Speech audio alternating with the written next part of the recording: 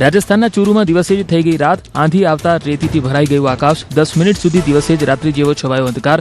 60 થી 70 કિલોમીટરની ઝડપે આવેલા ધૂળિયા તોફાનના કારણે વાહન ચાલકો થયા પરેશાન. રાજસ્થાનના ચૂરુમાં ફૂંકાયું મિની વાવાઝોડું. ચૂરુ શિખાવતીમાં ઉડી ધૂળની ડમરીઓ. રસ્તા પર છવાયું ધૂળનું સામ્રાજ્ય. આંધીથી વિઝિબિલિટી શૂન્ય. તોફાનના કારણે રસ્તાઓ પર થંભી ગયા વાહનો. રાજસ્થાનના ઝુંઝુનુમાં મોસમનો બદલાયો મિજાજ. બિસાઉ વિસ્તારમાં ધૂળની આંધી ઉઠતા જનજીવન પ્રભાવિત. ગાજવીજ સાથે ફૂંકાયો ભારે પવન. વાતાવરણમાં પલટો આવતા લોકોને કાળઝાળ ગરમીથી મળી રાહત.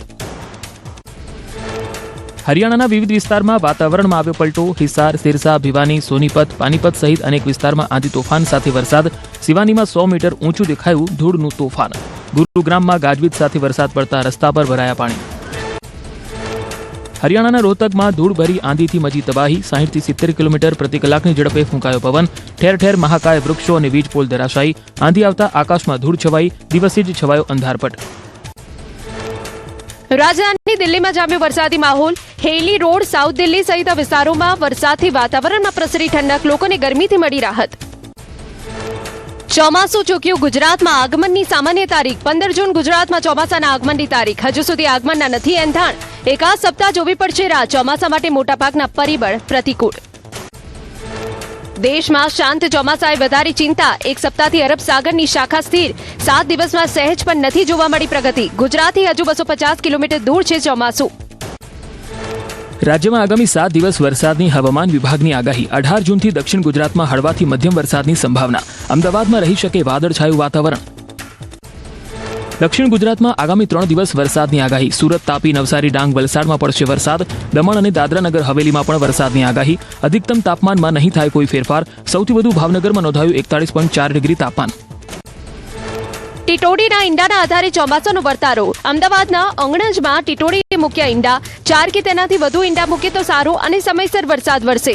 ઊંચાઈ પર ઈંડા મૂકે તો ધોધમાર વરસાદી માન્યતા પ્રચલિત.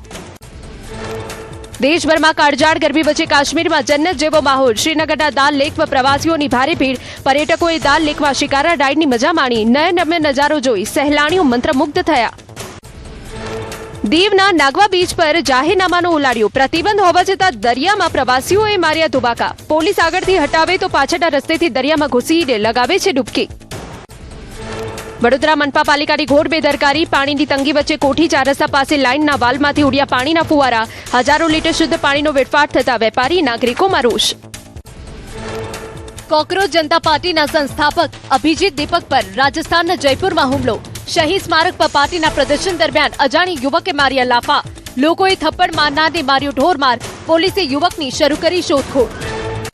ટેકાના ભાવે ખરીદીને લઈ મોટો નિર્ણય. ટેકાના ભાવે વેચાણ બાદ તુરંત મળશે પૈસા. ખરીદી બાદ 72 કલાકમાં ખેડૂતોને ચૂકવણું ફરજિયાત. નાફેડ અને એનસીસીએફ સહિતની એજન્સીઓને કેન્દ્ર સરકારનો આદેશ. ચૂકવણીમાં વિલંબની ફરિયાદ બાદ એજન્સીઓને કડક સૂચના. અમદાવાદના ઓગણજમાં ખેડૂતોનો 2 કલાક હોબાળો. રોડ પર સંગ્રામ બાદ ખેડૂતો શાંત પડ્યા. પોલીસની સમજાવટ બાદ ખેડૂતો ઠંડા પડ્યા. ગાંધીનગર કૂચ કરવા જતા ખેડૂતોને પોલીસે સમજાવ્યા. ઓગણજ ટોલ નાકા પર હાલ સ્થિતિ સામાન્ય. ખેડૂત યાત્રામાં કોંગ્રેસની સભાનો ફિયાસ્કો. સભા સ્થળે જોવા મળ્યા જૂજ ખેડૂતો. સભામાં પાલ આંબલિયા પણ થયા ભાવુક. 30 જૂન સુધી આપ્યું અલ્ટિમેટમ. ઉકેલ નહીં આવે તો સ્થાનિક કક્ષાએ ચક્કાજામ કરવાની રણનીતિ. કોંગ્રેસ આગામી સમયમાં કરશે રસ્તા રોકો આંદોલન. કોંગ્રેસ નેતા લાલજી દેસાઈનું નિવેદન. ખેડૂતો મુદ્દે લડત ચાલુ જ રહેશે. અન્ય ત્યાગ કરીને વધીશું આગળ. કિસાન અધિકાર યાત્રા પર કોંગ્રેસ નેતા ડોક્ટર તુષાર ચૌધરીનું નિવેદન. કહ્યું કોંગ્રેસનું યાત્રાને સમર્થન. ખેડૂતોને આપવી જોઈએ સંપૂર્ણ દેવા માફી. ટેકાના ભાવે ખરીદી અને વીજ પોલના યોગ્ય વળતરની માંગ. ખેડૂતો પર નાયબ મુખ્યમંત્રી હર્ષ સંઘવીનું નિવેદન. મુખ્યમંત્રી વગર બોલે સમસ્યાઓનું કરતા રહ્યા છે નિરાકરણ. ખેડૂતોનો ભૂતકાળનો પ્રશ્ન હોય કે આજનો, દરેક સમસ્યાને આપી વાચા. ખેડૂતોના નામે રાજનીતિને લઈ હળવદના ખેડૂતે નોંધાવ્યો વિરોધ. કોંગ્રેસ નેતાઓ જસ ખાટવા પહોંચ્યાનો આક્ષેપ. કહ્યું ખેડૂતો સ્વયંભૂ આવ્યા. વિધાનસભામાં કોંગ્રેસે કોઈ મુદ્દો નથી ઉઠાવ્યો. રેલીમાં ખેડૂત બનીને આવા કરી ટકોર. અરવલ્લીમાં મોડાસાના પહાડપુરમાં ખેડૂતોનો હોબાળો. સેવા મંડળીના સત્તાધીશો સામે ખેડૂતોએ નોંધાવ્યો વિરોધ. ખેડૂતોના નામે ખોટી રીતે ધિરાણ લઈ ગેરરીતિનો આરોપ. 20 લાખથી વધુની ઉચાપત મામલે સૂત્રોચ્ચાર સાથે રેલી યોજી. જાણ બહાર ખોટી કમિટી રચી ગેરરીતિનો આક્ષેપ. વર્ષ 2010 પહેલાના શિક્ષકોને ટેટમાંથી મુક્તિ આપવાની માંગ બની ઉગ્ર. 15 જૂનથી રાજ્યવ્યાપી આંદોલનની શરૂઆત. સુપ્રીમ કોર્ટ આદેશ બાદ ગુજરાતના પ્રાથમિક શિક્ષકોમાં ભારે રોષ. છોટાઉદેપુર જિલ્લાના અર્બન હેલ્થ સેન્ટર અને પ્રાથમિક આરોગ્ય કેન્દ્ર પર મહિલાઓએ કર્યો હલ્લાબોલ. આશા વર્કર, આશા ફેસિલિટેટર બહેનોને 3 માસથી પગાર ન મળતા હલ્લાબોલ. આગામી દિવસોમાં આંદોલન કરવાની ચીમકી. અમદાવાદની નિર્માણ સ્કૂલમાં એબીવીપીનો વિરોધ. એસએસ ડિવાઇન સ્કૂલમાંથી ધોરણ 10ના વિદ્યાર્થીના એલસી સહિતના ડોક્યુમેન્ટ ચોરી થતા રોષ. કોર્ટમાં મામલો હોવાનો આચાર્યનો દાવો. ભરૂચમાં જામા મસ્જિદ વિવાદ લઈ સંત સમાજ આક્રમક. સ્વામી મુક્તાનંદના નેતૃત્વમાં કલેક્ટર કચેરી સુધી યોજી વિશાળ રેલી. આવેદનપત્ર પાઠવી સંતો અને જૈન અગ્રણીઓએ કરી સંરક્ષણની માંગ. પોલીસ છાવણીમાં ફેરવાયા સંવેદનશીલ વિસ્તારો. ગીર સોમનાથમાં પાંડેરી ગામે શાળાનો બહિષ્કાર. પ્રિન્સિપાલ મનમાની કરતા હોવાનો ગ્રામજનોનો આરોપ. અભ્યાસ માટે શાળાએ એક પણ વિદ્યાર્થી ન પહોંચ્યો. પ્રિન્સિપાલની બદલી ન થાય ત્યાં સુધી બહિષ્કાર ચાલુ રાખવાની ચીમકી. પાલનપુરની ચાણક્યપુરી પ્રાથમિક શાળાને ખાનગી ટ્રસ્ટને સોંપવાના 24 વર્ષ જૂના સરકારી હુકમ સામે ભારે વિરોધ. શાળા બંધ થવાના સંકેતો મળતા જ વાલીઓ, જાગૃત નાગરિકો ઉતર્યા રસ્તા પર. કલેક્ટરને પાઠવ્યું આવેદનપત્ર.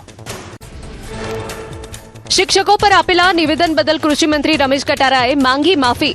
મોબાઈલ ઉપયોગ અને પગાર અંગેનું નિવેદન લીધું પરત.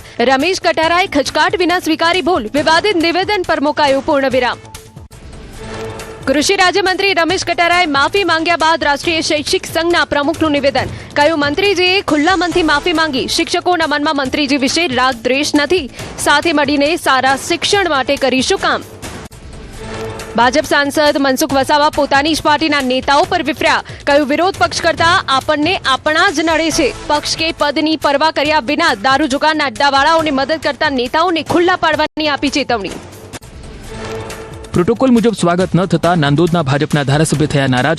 રાજપીપળામાં કાર્યક્રમમાંથી ધારાસભ્ય ડોક્ટર દર્શનાબેન દેશમુખનું વોકઆઉટ. ગાંધી ચોકમાં ધરણા પર બેસી રાજીનામું આપવાની ઉચ્ચારી ચીમકી. જિલ્લા ભાજપ પ્રમુખ પર છેલ્લા 2 વર્ષથી અવગણનાનો આરોપ. જિલ્લા પ્રમુખ મનમાની કરતા હોવાનો ધારાસભ્ય દર્શનાબેન દેશમુખનો ગંભીર આરોપ. મન ફાવતા લોકોને ટિકિટ આપવાથી ચૂંટણી હાર્યાનો આક્ષેપ. મનસુખ વસાવાના નર્મદા જિલ્લા ભાજપ પ્રમુખ પર આકરા પ્રહાર. નીલ રાવ સતત દર્શનાબેન અને મોટા નેતાઓનું કરે છે અપમાન. પ્રદેશમાં રજૂઆત કરી પરંતુ રાવ સામે નથી લેવાતા પગલાં. વસાવાએ કહ્યું, દર્શનાબેન માટે અમે લડીશું લડાઈ. ધારાસભ્યના ધરણા પર જિલ્લા ભાજપ પ્રમુખ નીલ રાવની પ્રતિક્રિયા. કહ્યું, કાર્યક્રમ બાબતે કેન્દ્રમાંથી નક્કી કરાયા હતા વક્તા. બહેનને થયેલી ગેરસમજ કરીશું દૂર. પરિવારની વાત પરિવાર વચ્ચે રહે તેવા પ્રયત્ન. દ્વારકાના રાવલ ગામે વર્ષો જૂની જોખમી ટાંકી આખરે તોડી પડાઈ. નાગરિકોના જીવનું જોખમ ટળ્યું. ન્યૂઝ 18 ગુજરાતીના અહેવાલ બાદ તંત્રની પ્રશંસનીય કામગીરી. જોખમી પાણીની ટાંકી પર ચાલ્યું તંત્રનું બુલડોઝર. અમદાવાદમાં રથયાત્રા પૂર્વે એએમસી એક્શન મોડમાં. ભગવાન જગન્નાથ રૂટ પર ભયજનક ઇમારતો ઉતારવાની મેગા ડ્રાઈવ શરૂ. મધ્ય ઝોનમાં જોખમી ઇમારતો સામે ડિમોલિશનની કામગીરી તેજ. રથયાત્રા માર્ગને સુરક્ષિત બનાવવા તંત્ર સજ્જ.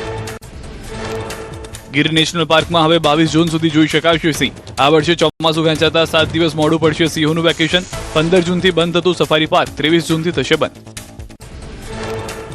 વડોદરામાં રિક્ષા ચાલકોનો મોટો નિર્ણય. 1 જુલાઈથી મિનિમમ ભાડામાં 10 રૂપિયાનો વધારો. હવે પેસેન્જરોએ 20ના બદલે 30 રૂપિયા ચૂકવવા પડશે. સીએનજી ગેસ અને પેટ્રોલના સતત વધતા ભાવને લઈ નિર્ણય. મહેસાણાના શુભાસન ગામ નજીક રસ બનાવતી સકર ડેરી પર ફૂડ વિભાગના દરોડા. સ્થળ પરથી 990 કિલો અખાદ્ય કેરી અને 170 કિલો કેરીનો રસ મળી. 1200 કિલો મુદ્દામાલ કર્યો જપ્ત. રાજકોટ મનપા ચોમાસામાં કરશે હિંગળાજ નગરમાં ડિમોલિશન. 40થી વધુ વર્ષથી રહેતા લોકોને 20 દિવસમાં મકાન ખાલી કરવા નોટિસ. અબજો રૂપિયાની જમીન મનપાએ જેપી સ્ટ્રક્ચરને આપી હતી નજીવા ભાવે. અગાઉનું જૂથ સત્તા પર આવતા વચન પૂર્તિની તૈયારી. 8 વર્ષ બાદ અચાનક સફાળી જાગી ઉઠી રાજકોટ મનપા. હિંગળાજ નગરમાં 8 વર્ષ બાદ ડિમોલિશનની નોટિસથી રોષ. ચોમાસામાં વૈકલ્પિક વ્યવસ્થા કરી આપવાની રહીશોની માંગ. વર્ષ 2018માં મનપાએ આપી હતી નોટિસ. સુરેન્દ્રનગરમાં ચોટીલા હાઈવે પર દબાણો કરાયા દૂર. નાની મોલડી ગામની સીમમાં પવનપુત્ર હોટલનું દબાણ કરાયું દૂર. હોટલમાં કેમિકલ ચોરી અને કટિંગ સહિતની ગેરકાયદેસર પ્રવૃત્તિઓ થતી હોવાથી કાર્યવાહી. ફરાર હોટલ માલિકને પકડવા કવાયત. ગાંધીધામના ઓસ્લો ભીમ માર્કેટમાં 200 કેબિન ધારકોની પુનઃસ્થાપનની માંગ. 4 મહિના પહેલા મનપાએ ડિમોલિશ કરેલી દુકાનોના ધારકોએ વૈકલ્પિક વ્યવસ્થાની કરી માંગ. વૈકલ્પિક દુકાનોની ફાળવણી અને રોજગાર પુનઃસ્થાપનની માંગ. પાવાગઢમાં છાસિયા તળાવ અને દુધિયા તળાવને ઊંડા કરવાની કામગીરી શરૂ. પાણીની સમસ્યા અંગે સ્થાનિકોએ હાલોલ ધારાસભ્યને રજૂઆત કરતા તેમણે 20 લાખની ફાળવી ગ્રાન્ટ. ડુંગર પર વસવાટ કરતા પરિવારોમાં ખુશીનો માહોલ. ગોગંબાવ તાલુકામાં જલ જીવન મિશન યોજના હેઠળ નલ સે જલની કામગીરીમાં ગેરરીતિના આક્ષેપો, કામગીરી પૂર્ણ થયાના દાવા પોકળ અને ઘરોમાં નથી પહોંચ્યું પાણી. ગ્રામજનોએ કલેક્ટરને આવેદનપત્ર આપીને કરી રજૂઆત. દિલ્હી સ્થિત રાજનાથસિંહના નિવાસસ્થાને મળી ભાજપ અને આરએસએસની સંકલન બેઠક. જેપી નડ્ડા, અમિત શાહ, બીએસ સંતોષ, શિવપ્રકાશ સહિત સંઘના અનેક અધિકારીઓ રહ્યા હાજર. સંગઠનાત્મક પાસાઓ, પક્ષની સંભવિત નવી ટીમ અંગે ચર્ચા. ડોનાલ્ડ ટ્રમ્પની સોશિયલ મીડિયા પર મોટી જાહેરાત. અમેરિકા ઈરાન યુદ્ધ ખત્મ કરવા પર રાજી. હોર્મુઝ ફરી ખુલશે. 19 જૂને હસ્તાક્ષર થશે. ટ્રમ્પે કહ્યું, દુનિયાના જહાજો એન્જિન ચાલુ કરો, તેલને વહેવા દો. પીએમ મોદી પશ્ચિમ એશિયામાં ચાલી રહેલા યુદ્ધની સમાપ્તિ સમજૂતીને આવકારી. ટ્વીટ કરી લખ્યું, આ સંઘર્ષને કારણે વિશ્વભરમાં ઊભું થયું ગંભીર આર્થિક સંકટ. સમજૂતીના અમલીકરણથી શાંતિ અને સ્થિરતા પુનઃ સ્થાપિત કરવામાં મળશે મદદ. ગુજરાતની નવી ઔદ્યોગિક નીતિ 2026થી 2031 જાહેર.